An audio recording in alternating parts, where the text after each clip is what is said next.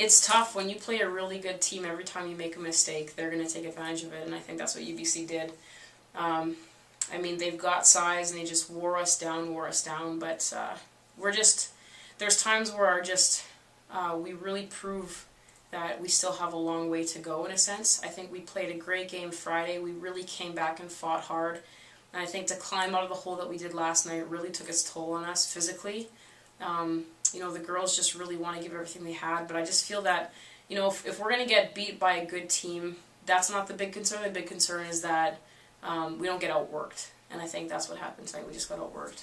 I think, you know what, it's funny because there's just moments where I see the team that we want to become, and I think the first quarter was a great example where we kept our cool, we made some good shots, we made some good decisions, we pushed the ball well, and then it's almost, you know, we're still at the point where we're not necessarily making the adjustments that we need to make individually, and I mean, what we talked about in the team room after the game was, you know, we just started turning on each other, and we kind of lost our passion to play. So it's just, when things don't go well, who do you become? You know, and so that's what we have to figure out, and that's what we have to figure out as a team, and that's what they have to figure out as individuals. I mean, there's going to be times where you shoot the ball really poorly. We shot 20% for the entire game. Like, you can't really climb out of a hole when you're only shooting 20, but if you're only shooting 20, then you can't give up every single rebound, and you can't give up every loose ball, and you can't give up on each other. So we just have to learn how to fight through adversity a little bit better.